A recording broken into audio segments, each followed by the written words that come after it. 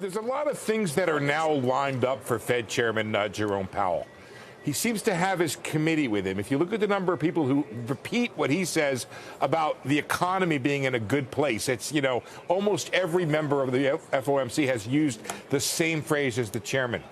Congress, they're not pushing back much. They have not embraced the president's criticism of the Fed chairman. They seem pretty happy with where rates are.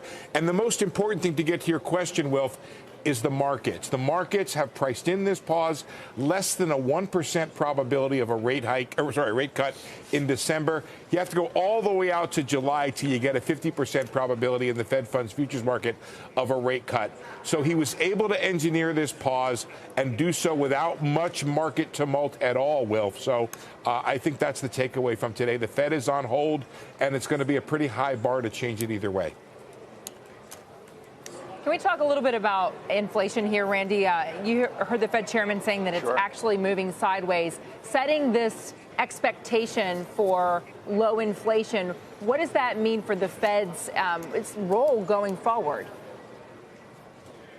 Yeah, this is one of the key challenges that central banks around the world have, because most of them have set 2% or higher inflation targets, and almost none of them are reaching that.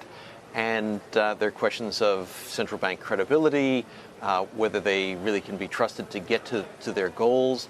I mean, I think the Fed, as well as so many other central banks, are sort of haunted by the example of Japan, which lost credibility and now has purchased assets that are more than 100% of GDP, and inflation is still persistently far below the 2% goal, between 0 and 1%. So I think the Fed is going to be very much focused on that. If inflation continues sideways or moves down slightly, I think that would be the next time that they would have a rate cut. So Randy, with all of that in mind, and the last few press conferences we've heard from Chair Powell, what do you think would actually warrant a rate hike again? I mean, the theme today, again, seemed clear that we might not get a cut again this year, but a hike feels an incredibly long way off. I think that's right, because I think they're worried about inflation being too low rather than too high.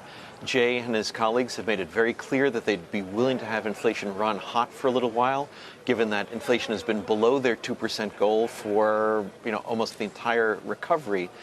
And that's also one of the lessons of Japan, that they started raising rates too early, just as inflation kind of got around 0 to 1%, and then inflation started going back down again. So I don't think a rate hike is in the cards, unless there's some sort of spike in inflation, which I find unlikely.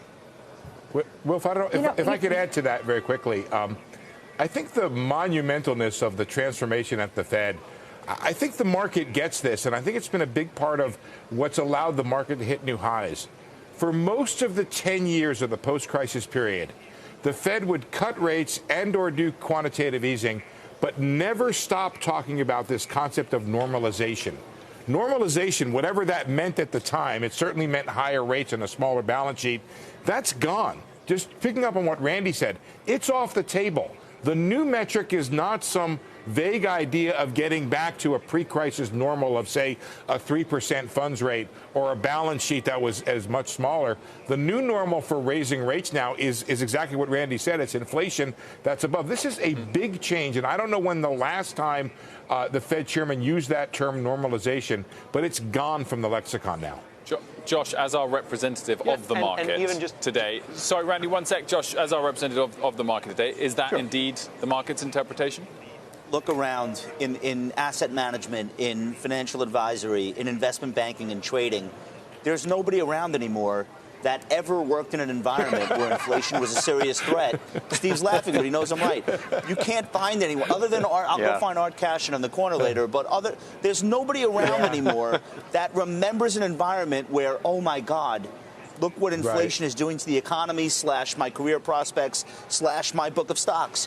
There's no one around. So, of course, we're going to start gradually shedding an aversion to having inflation run hot. Of course. Now, There are people that will pull up individual charts of specific line items in every household or business's budget.